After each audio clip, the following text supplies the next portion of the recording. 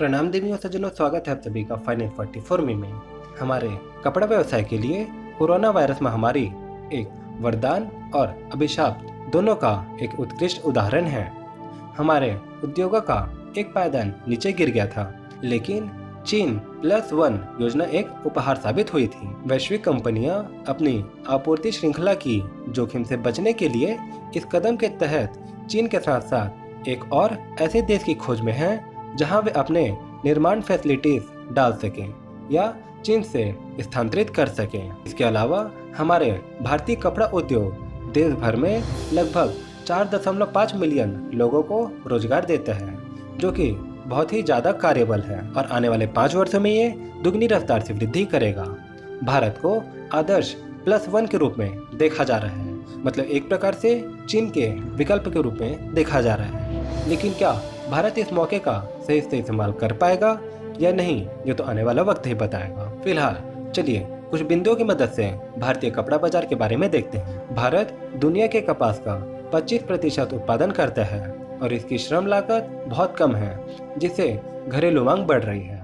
और हाल ही में सरकारी नियम भारत में ईज ऑफ डूइंग बिजनेस में सुधार कर रहे हैं। विदेशी निवेश के साथ हमारे निर्माण बुनियादी ढांचे और आपूर्ति श्रृंखला में सुधार हुआ है। अन्य देशों को निर्यात अचानक रूप से बढ़ता देखा गया, जो कि हमारे कुल निर्यात राजस्व का लगभग 1/3 योगदान देता है। ये अभी खत्म नहीं हुआ। भारतीय कपड़ा उद्योग ने दुनिया को दिखा दिया है कि वह कुछ ही महीनों में क्या कर सकता है। महामारी से बहुत अधिक प्रभावित होने के बावजूद उद्योग कोविड के लिए आवश्यक वस्तुओं का उत्पादन करते हुए विकसित हुआ और अब हम विश्व स्तर पर PPE किट के दूसरे सबसे बड़े उत्पादक हैं। इस प्रकार यदि आप भारतीय कपड़ा उद्योग के वास्तविक मूल्य में विश्वास करते हैं तो आप गलत नहीं हो सकते। तो क्या इसका मतलब यह है कि सभी टेक्सटाइल स्टॉक समान रूप से फायदेमंद है? स्पष्ट रूप से नहीं, लेकिन फिर भी चलिए एक एक कर उन शेयर्स के बारे में जानते हैं जो टेक्सटाइल इंडस्ट्री से जुड़े हैं, जिसमें सबसे पहला है ट्राइडेंट लिमिटेड। इसकी स्थापना 1990 में हुई थी और यह ट्राइडेंट ग्रुप का हिस्सा है। कंपनी यार्न, बाथ और बेड लिनेन की सबसे बड़ी उत्पादक है। इसके अलावा company chemical, wheat straw based paper और कैप्टिव पावर के उत्पादन में शामिल है। कंपनी अपने फैब्रिक्स के लिए टेरी टॉवल का दुनिया का सबसे बड़ा निर्माता है। ट्राइडेंट लिमिटेड ने इस तरह से अपने कारोबार का विस्तार करने के लिए कई पहल की है और साथ ही कंपनी ने 1140 करोड़ रुपए की परियोजना को पूरा किया है। और अब चलिए ट्राइडेंट लिमिटेड का मार्केट कैपिटलाइजेशन देखते हैं। तो जो इसका मार्केट कैपिटलाइजेशन है वो 20,919 करोड़ का है और जो डिविडेंड यील्ड है वो 0.88% का है। कंपनी का पिछले साल का जो सेल्स रहा 6,998 करोड़ का रहा और इसी के अगेंस्ट में इनका जो प्रॉफिट था वो 834 करोड़ का था। कंपनी का जो स्टॉक पीई है वो 25 का है और ROE 23.4%, ROCE वो भी 23.4% और कंपनी के ऊपर 1,597 करोड़ का डेट है और इसी के अगेंस्ट में कंपनी के पास 292 करोड़ का इनके पास कैश है। कंपनी का सेल से देखते हैं तो पिछले 1 साल का 54%, पिछले 3 साल का 10% और पिछले 5 साल का 9% से इनका सेल्स ग्रोथ बढ़ रहा है और इसी के अगेंस्ट में जो इनका प्रॉफिट ग्रोथ है पिछले 1 साल में 155%, पिछले 3 साल में 31% और पिछले 5 साल में 20% से इनका प्रॉफिट ग्रोथ बढ़ा है। CAGR पिछले 1 साल में 85%, पिछले 3 साल में 95%, पिछले 5 साल में 37% से इनका जो CAGR है वो बढ़ रहा है। ROE पिछले 1 साल में 23%, पिछले 3 साल में 15% और पिछले 5 साल में 14% से ROE भी बढ़ रहा है और इसी के साथ साथ ROCE भी पिछले 1 साल में 23.4%, पिछले 3 साल में 14.6% और पिछले 5 साल में 12.9% से इनका ROCE भी बढ़ रहा है। होल्डिंग्स देखते हैं तो प्रोमोटर के इसमें 72.94% का स्टेक है, वहीं फॉरेन इंस्टीट्यूशन का 3.17% का और डोमेस्टिक इंस्टीट्यूशन का 0.05% का होल्डिंग्स है, वहीं गवर्नमेंट का 0.32% का और बाकी बचा पब्लिक के पास 23.84% का स्टेक है। अगला है लक्स इंडस्ट्रीज लिमिटेड। 1957 में स्थापित होजरी उद्योग में संचालित किया जाता है। कंपनी की सूची में 16 विभिन्न निर्माताओं के 100 से अधिक आइटम शामिल हैं। इनके निर्माताओं में Lux Cozi, ONN, Genex, Lyra और वंश जैसे निर्माता शामिल हैं। कई शीर्ष बॉलीवुड अभिनेता नियमित रूप से कंपनी के विज्ञापन में शामिल होते हैं, जिससे हम यह तो अनुमान लगा ही सकते हैं कि वह अपने प्रमोशन पर बहुत ज़्यादा पैसा खर्च करते हैं। चलिए लक्स इंडस्ट्रीज का भी फंडामेंटल देखते हैं। तो इसका मार्केट कैपिटलाइजेशन 5,755 करोड़ का है और जो डिविडेंड यील्ड है 0.63% का है। कंपनी का पिछले साल का जो सेल्स रहा 22,273 करोड़ का था। नेट प्रॉफिट 341 करोड़ का रहा। कंपनी का जो स्टॉक पी है 16.9 का है। ROE 29.3%, ROCE 34.7% का है। डेट कंपनी पे 302 करोड़ का है और इसी के इसमें जो इनके पास कैश है वो 68.9 करोड़ का इनके पास कैश है। सेल्स ग्रोथ देखते हैं तो पिछले एक साल में कंपनी का जो सेल्स ग्रोथ है वो 17%, पिछले 3 साल में 23%, पिछले 5 साल में 19% इनका सेल्स ग्रोथ हो रहा है। और इसी के इसमें जो इनका प्रॉफिट ग्रोथ है पिछले एक साल में 25%, पिछले 3 साल में 50% और पिछले 5 साल में 40% से इनका प्रॉफिट ग्रोथ बढ़ रहा है। CAGR पिछले एक साल में -54% से घटा है, लेकिन पिछले 3 साल में 23% और पिछले 5 साल में 12% से इनका कंपाउंडेड एनुअल ग्रोथ बढ़ रहा है। ROE पिछले एक साल में 29%, पिछले 3 साल में 30% और पिछले 5 साल में भी 30% से ROE बढ़ रहा है। और साथ साथ ROCE भी पिछले एक साल में 34.7% से, पिछले 3 साल में 35% और पिछले 5 साल में 32.7% से ROCE भी बढ़ रहे हैं। होल्डिंग्स देखते हैं तो प्रोमोटर के इसमें 74.33% का स्टेक है, फॉरेन इंस्टीट्यूशन का 2.08% का, डोमेस्टिक इंस्टीट्यूशन का 6.23%, वहीं गवर्नमेंट के इसमें कोई भी स्टेक नहीं है और बाकी बचा पब्लिक के पास 16.36% का स्टेक है। अगला स्टॉक है वेलस्पन इंडिया लिमिटेड। विश्व स्तर पर सबसे प्रमुख घरेलू कपड़ा निर्माताओं में से एक है। कंपनी के उत्पाद में तौलिया, स्नान वस्त्र, चादरें, बिस्तर और कारपेट शामिल हैं। इस सूची की अन्य एजेंसियों के विपरीत वेलस्पन का अधिकांश राजस्व निर्यात से प्राप्त होता है। कंपनी के रेवेन्यू में निर्यात का हिस्सा 84% तक है। कंपनी की बिक्री में संयुक्त राज्य का 67% का हिस्सा है, जबकि यूरोप में 17% की हिस्सेदारी है और 7% भारत से आता है। वेलस्पन इंडिया अपने उत्पादों को दुनिया के 17 प्रतिष्ठित स्टोरों में वितरित करता है। वॉलमार्ट, कॉस्टको और आइकिया जैसे रिटेलर्स इसकी श्रेणी में आते हैं। अब वेलस्पन का फंडामेंटल देखते हैं तो इसका मार्केट कैपिटलाइजेशन 7,430 करोड़ का है और जो डिविडेंड यील्ड है 0.20% का है। कंपनी का जो पिछले साल का जो सेल्स रहा 9,311 करोड़ का था और इसी के इसमें इनका जो नेट प्रॉफिट था 601 करोड़ का रहा। कंपनी का जो स्टॉक पीई है 17.2 का है और ROE 15.8%, ROCE 14.5% और डेट कंपनी पे 3,304 करोड़ का है और इसी का इसमें जो कंपनी के पास जो कैश है वो 266 करोड़ का ही है।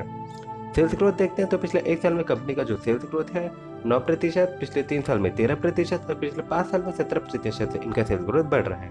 और इसी के अगेंस्ट में इनका जो प्रॉफिट ग्रोथ है पिछले एक साल में -39% से घटा है, लेकिन पिछले 3 साल में 18% से बढ़ा है और फिर पिछले 5 साल में -2% से घटा है। CAGR देखते हैं तो पिछले एक साल में ये भी -45% से घटा है, लेकिन पिछले 3 साल में 15% से बढ़ा है, पिछले 5 साल में ये भी -2% से घटा है और इसमें भी हमें वॉलेटिलिटी देखने के लिए मिल रही है। साथ साथ ROE देखते हैं तो पिछले एक साल में 16%, पिछले 3 साल में 16%, पिछले 5 साल में 15% से उनका ROE बढ़ रहा है। साथ ही ROCE भी पिछले एक साल में 14.5%, पिछले 3 साल में 14.1% और पिछले 5 साल में 13.2% से इनका ROCE भी बढ़ रहा है। होल्डिंग्स प्रोमोटर केस में 70.36% का स्टेक है, फॉरेन इंस्टीट्यूशन का 0.07% का, डोमेस्टिक इंस्टीट्यूशन का 5.35%, गवर्नमेंट केस में कोई भी स्टेक नहीं है और बाकी बचा पब्लिक के पास 17.22% का स्टेक है। वर्धमान टेक्सटाइल 75 से अधिक देशों में यान, फैब्रिक, एक्रेलिक फाइबर और कपड़ों का वैश्विक निर्माता है। विशेष यान, रंगीन यान, एक्रेलिक, फैंसी और हाथ से बुनाई और ग्रे यान कंपनी के कुछ मुख्य उत्पाद हैं।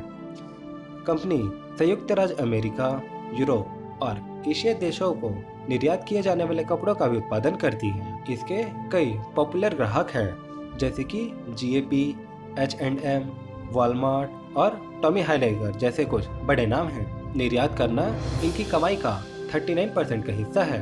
कंपनी घरेलू एक्रेलिक उद्योग में सबसे प्रमुख खिलाड़ियों में से है और एक प्रमुख स्पिनरों में से एक माना जाता है, जो देश की संपूर्ण मांग का 2% है। वर्धमान का भी फंडामेंटल देखते हैं तो इसका मार्केट कैपिटलाइजेशन 9,167 करोड़ का है। जो डिविडेंड यील्ड है वो 2.14% का इसका डिविडेंड यील्ड है, जो कि काफ़ी अच्छा है। सेल्स से देखते हैं पिछले साल का तो 9,622 करोड़ का कंपनी का जो है पिछले साल का सेल्स रहा, और इसी के अगेंस्ट में जो कंपनी का जो नेट प्रॉफिट है वो 1,547 करोड़ का था।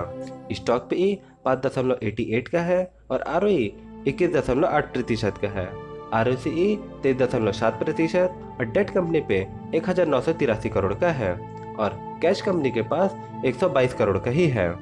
सेल्स ग्रोथ देखते हैं तो पिछले एक साल में कंपनी का जो सेल्स ग्रोथ है 45%, पिछले 3 साल में 22% और पिछले 5 साल में 10% से बढ़ रहा है। साथ साथ प्रॉफिट ग्रोथ भी पिछले एक साल में 97% से बढ़ा है और पिछले 3 साल में 33%, पिछले 5 साल में 19% से इनका प्रॉफिट ग्रोथ बढ़ रहा है। साथ साथ जो CAGR है पिछले एक साल में 19% से घटा है, लेकिन पिछले 3 साल में 21% और पिछले 5 साल में 6% से CAGR बढ़ रहा है। ROE भी पिछले एक साल में 22%, पिछले 3 साल में 13%, पिछले 5 साल में 13% से बढ़ रहा है। साथ साथ ROCE भी पिछले एक साल में 23.7%, पिछले 3 साल में 14.2% और पिछले 5 साल में 13.6% से ROCE बढ़ रहा है। होल्डिंग्स प्रोमोटर के पास 62.91% का स्टेक है, फॉरेन इंस्टीट्यूशन का 7.51%, डोमेस्टिक इंस्टीट्यूशन का 16.56% का इसमें स्टेक है और बाकी बचा पब्लिक के पास 13.01% का स्टेक है। संगम इंडिया लिमिटेड की स्थापना 1984 में हुई थी और यह PV रंगीन यान, कपास और OE यान के अग्रणी निर्माता में से एक है और कपड़े की बुनाई कर सकता है। सूचीबद्ध कंपनी सालाना 48 मिलियन मीटर डेनिम क्लॉथ और 35 मिलियन मीटर PV फैब्रिक बनाती है। उत्पादन की यह तीव्रता एक अच्छी तरह से तैयार निर्माण आधार के लिए संभव है, जिसमें लगभग 2,36,000 स्पिंडल और 2300 रोटर शामिल हैं। संगम शूटिंग्स कंपनी की प्रमुख ब्रांड है जो वितरण चैनल के माध्यम से संचालित होता है और इसमें 10,000 व्यापारियों का देश भर में फैला हुआ समूह है। अपने जोरदार व्यावसायिक प्रयासों के अलावा संगम समूह सामाजिक कल्याण में भी सक्रिय रूप से रुचि रखता है। संगम का मार्केट कैपिटलाइजेशन 1,137 करोड़ का है और जो डिविडेंड यील्ड है 0.38% का है। सेल्स कंपनी का पिछले साल का 2,438 करोड़ का रहा और नेट प्रॉफिट 141 करोड़ का था। स्टॉक का जो PE है 6.03 का है और ROE 23.4%, ROCE 18.6% का है। डेट कंपनी पे 764 करोड़ का और इसी के अगेंस्ट में कंपनी के पास जो कैश है वो 21.30 करोड़ का है। सेल्स ग्रोथ देखते हैं तो पिछले एक साल में कंपनी का जो सेल्स ग्रोथ है वो 66% से बढ़ा है और पिछले 3 साल में 9% और पिछले 5 साल में भी 9% से बढ़ रहा है। साथ साथ में जो प्रॉफिट ग्रोथ है पिछले एक साल में 272% से बढ़ा है, पिछले 3 साल में 118% और पिछले 5 साल में 22% से इनका प्रॉफिट ग्रोथ बढ़ रहा है। CAGR देखते हैं तो पिछले एक साल में 75%, पिछले 3 साल में 91%, पिछले 5 साल में 0% से इनके CAGR बढ़ते हुए दिख रहा है और ROE भी पिछले एक साल में 23%, पिछले 3 साल में 10% और पिछले 5 साल में 8% से ROE बढ़ रहा है। साथ साथ ROCE भी पिछले एक साल में 18.6%, पिछले 3 साल में 10.4% और पिछले 5 साल में 8.81% से ROCE बढ़ रहा है।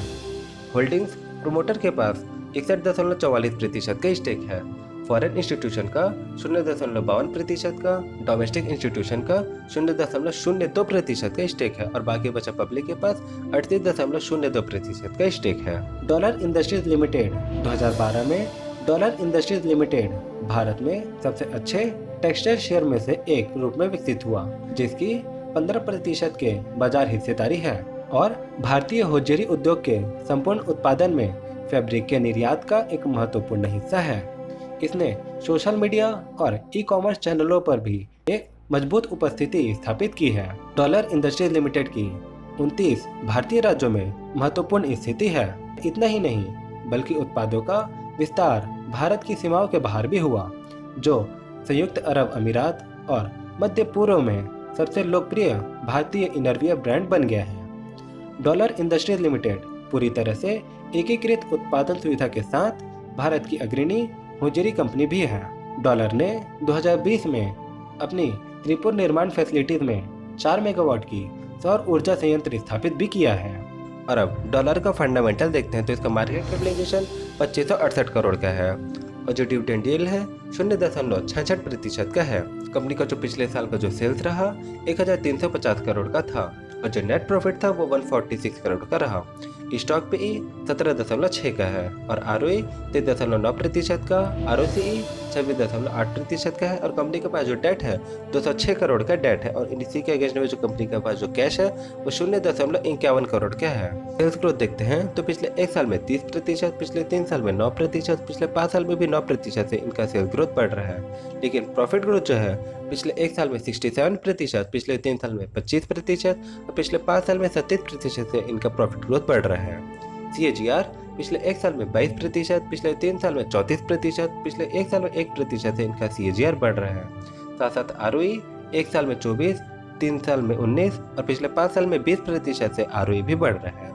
पिछले एक साल में 26.8%, पिछले 3 साल में 20.4% और पिछले 5 साल में 21.2% से इनका ROCE भी बढ़ रहा है। स्टेक देखते हैं तो प्रोमोटर के पास 72.91% का स्टेक है। वहीं फॉरेन इंस्टीट्यूशन का 0.48%, डोमेस्टिक इंस्टीट्यूशन का 1.69% और बाकी बचा पब्लिक के पास 24.91% का स्टेक है। रेमंड संगठन। रेमंड एक व्यापक कंपनी है जिसका कपड़ा और परिधान क्षेत्रों में अधिकांश व्यावसायिक हिस्सा है। साथ ही घरेलू और अंतर्राष्ट्रीय दोनों बाजारों में FMCG, रियल एस्टेट, इंजीनियरिंग और पेट्रोकेमिकल जैसे कई क्षेत्रों में उपस्थिति भी है। रेमंड को पिछले 9 दशकों में अपने ग्राहकों को दुनिया भर में भव्यता और रमणीय वस्तुएं प्रदान करने का श्रेय दिया जाता है, जिन्होंने 1000 मिलियन से अधिक ग्राहकों की सराहनीयता प्राप्त किया है। रेमंड डेनिम के क्षेत्र में एक महत्वपूर्ण और महत्वाकांक्षी खिलाड़ी है जो दुनिया के सबसे प्रसिद्ध जींस वियर ब्रांडों के लिए उच्च गुणवत्ता वाले रिंग डेनिम के पसंदीदा आपूर्तिकर्ताओं में से एक है।